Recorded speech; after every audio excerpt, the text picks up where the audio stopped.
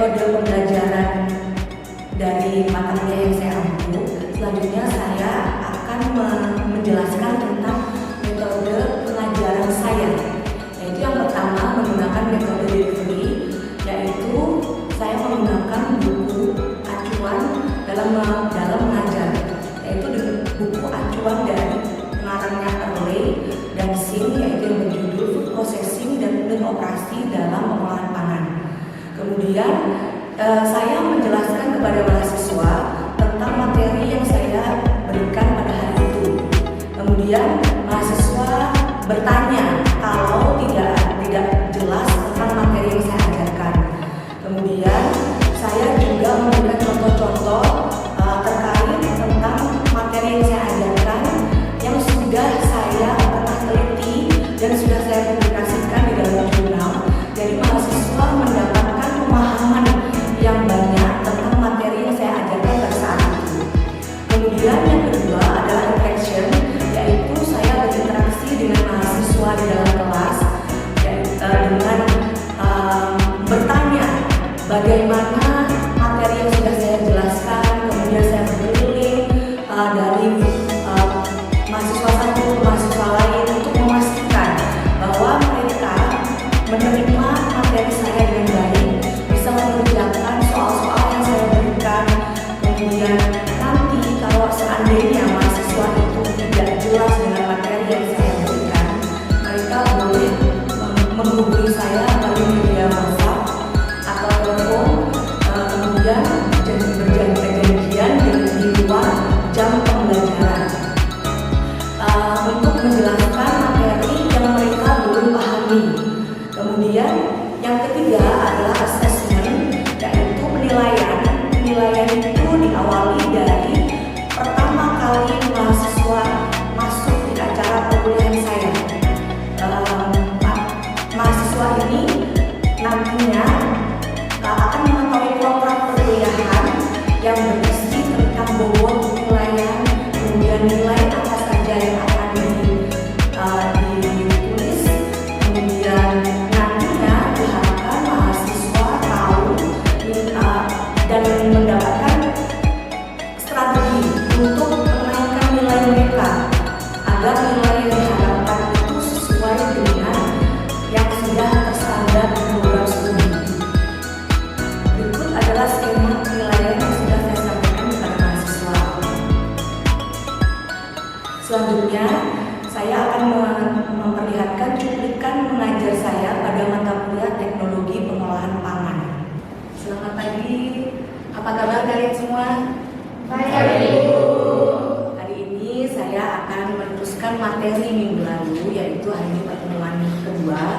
Materi yang akan saya bahas hari ini adalah pengecilan ukuran. Tapi sebelum saya melanjutkan materi hari ini, saya akan bertanya kepada kalian, masih ingat gak materi minggu lalu itu membahas tentang apa? Siapa yang bisa memberikan ulasan tentang materi minggu lalu? Saya Bu. Oke. Baik Bu, dari hasil rangkuman saya, teknologi pangan itu adalah teknik untuk mengolah bahan mentah menjadi produk makanan atau minuman yang aman dan bergizi, tahan lama, dan bernilai jual dengan menggunakan beberapa ilmu terapan yaitu kimia, biologi, dan fisika. Oke, berarti masih ingat ya pelajaran materi minggu lalu ya? Baiklah, saya akan melanjutkan materi hari ini, yaitu tentang pengecilan ukuran.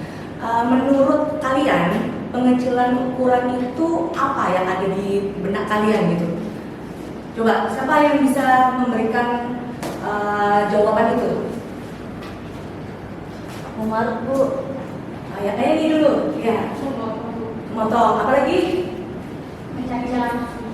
Mencacah. Kemudian mencampur. Kemudian apa lagi? Pemarut. Oke. Berarti kalian sedikit banyak paham ya tentang pengecilan ukuran itu seperti apa. Baiklah, langsung ke materi. Jadi konsep dari pengecilan ukuran itu adalah mengurangi ukuran dari bahan mentah dengan menerapkan atau menggunakan gaya. Jadi pada saat kita misalkan memotong menjadi bagian dari besar ke kecil, itu ada gaya yang di situ. Pasti ada panas yang timbul, kemudian pasti menggunakan alat. Alatnya yang digunakan kalau yang sederhana kan pakai pisau ya. Tapi kalau membuat tepung pasti memakai alat penepungan. Jadi di situ ada gaya gesekan antara bahan pangan kemudian dengan alatnya. Jadi pastinya akan menimbulkan panas di situ. Coba kalau kalian jus buah gitu ya. Kalau jus buah itu kan biasanya kita blender, memakai ada airnya. Nanti jus yang dihasilkan itu agak hangat. Nah itu dia bergesekan antara bahan pangan dengan alatnya. Jadinya dia menimbulkan panas di situ. Kemudian teknik yang umum yang sudah disebutkan tadi, pengecilan ukuran itu yang mencampur, kemudian mengiris, memarut, ada memotong, kemudian menggiling, mencincang, memotong bentuknya macam-macam ya, ada dadu, kemudian mengupas, memukul itu adalah bagian macam-macam dari pengecilan ukuran. Kemudian peralatan yang digunakan itu macam-macam, tergantung apa saja yang akan kita kecilkan ukurannya. Jadi kita tidak bisa mensamaratakan. Jadi bahan pangan itu kan berbeda-beda bentuk, berbeda-beda ukuran, dan peruntukannya pun juga berbeda-beda. Ini adalah gambar macam-macam pengecilan ukuran. Ada memotong, kemudian memarut, kemudian mencincang, dan berbagai bahan pangan. Alatnya tuh beda-beda, jadi tidak ada yang sama ya di sini ya. Dari modern, dari yang manual sampai yang modern. Kemudian ini juga ada pengolahan jus, pemotongan, itu juga termasuk dari bagian dari pengecilan ukuran. Ini ya, kalian bisa lihat di slide di depan saya, di depan kalian. Kemudian ada faktor yang berpengaruh dalam pengecilan ukuran, yaitu panas yang dihasilkan, yang tadi saya sudah jelaskan. Panas yang dihasilkan akibat gesekan bahan dengan alatnya, dia akan menimbulkan perubahan di dalam bahan pangan itu. Contohnya adalah yang di sini adalah kopi. Jadi kalau kita mengecilkan ukuran dari kopi, dari biji kopi, dari serbuk kopi, dia pasti ada aroma seperti terbakar. Jadi ada aroma roasting ya, seperti baunya harum seperti itu. Kemudian juga bisa besar kecilnya pengurangan ukuran bahan, itu juga berpengaruh terhadap pengecilan ukuran. Jadi selai itu kan halus, jadi kalau semakin halus berarti semakin besar gesekan bahan dengan alatnya. Kemudian ini adalah jadi saya mencontohkan dari materi ini, saya integrasikan terhadap penelitian saya. Ini sudah saya jurnalkan yaitu tentang pengecilan ukuran uwi ungu menjadi tepung uwi ungu. Yang di sini banyak ya, kalau sini sebutannya keribang ya kalau di Pontianak ya. Kemudian ini kandungan kimianya. Kemudian ada lagi penelitian saya yaitu tentang pengecilan ukuran biji durian menjadi tepung biji durian, dan ini pun juga sudah saya jurnalkan. Jadi kalian nanti bisa membaca, segala referensi kalian itu banyak, gak hanya dari slide saya, tapi kalian bisa membaca dari jurnal-jurnal yang sudah saya publikasikan. Oke, ada pertanyaan? Iya. Baik, saya ingin bertanya, dalam pengecilan ukuran itu apa ada perubahan kandungan gizinya, Bu? Jelas ada, karena di situ kan timbul panas ya. Terutama kalau pengolahan sosis itu akan mengalami denaturasi protein. Jadi di situ kan bahan pembuat sosis itu adalah daging yang tinggi protein. Kalau bergesekan dengan dengan alat, bahan tersebut akan mengalami denaturasi protein. Yang jelas pastinya ada pengurangan kandungan gizi di dalamnya. Oke. Ada lagi? Ada, Bu. Oke. rancangan peralatan yang digunakan untuk pengecilan ukuran tergantung apa saja? Oke, perancangan peralatan dari pengecilan ukuran itu tergantung pada bahan dan tujuan dari proses pengecilan ukurannya. Jadi setiap bahan yang akan dikecilkan peralatannya tidak akan pernah sama. Jadi kalau misalkan kita mengecilkan daging yang dari utuh kemudian menjadi dicincang, dia menggunakan alat dengan ukuran tertentu, gitu. Oke. Kemudian saya akan memberikan kuis ya di sini.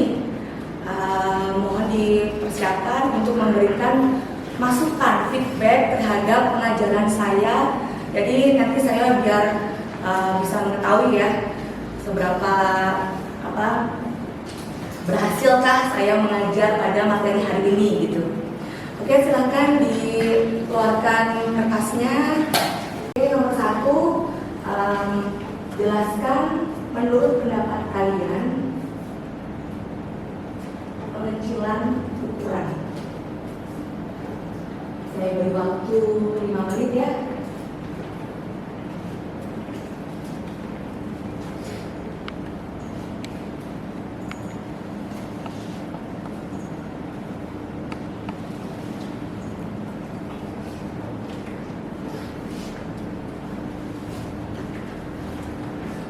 Oke, silakan dikumpulkan.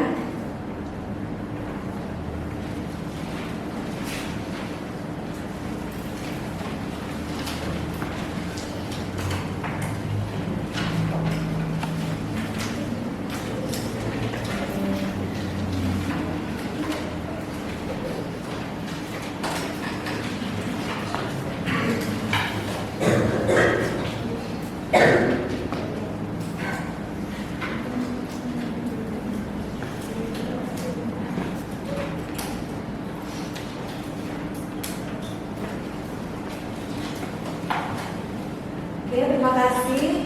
Nanti kalau ada pertanyaan yang kurang mengerti, silakan kalian WA saya atau telepon saya janjian, Bu, saya mau konsultasi, mau bertanya tentang materi hari ini.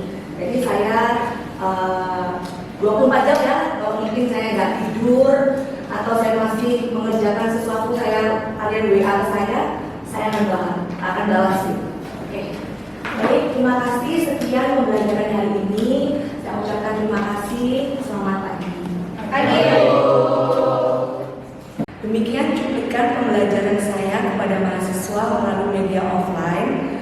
Sampai jumpa di video saya selanjutnya. Semoga bermanfaat.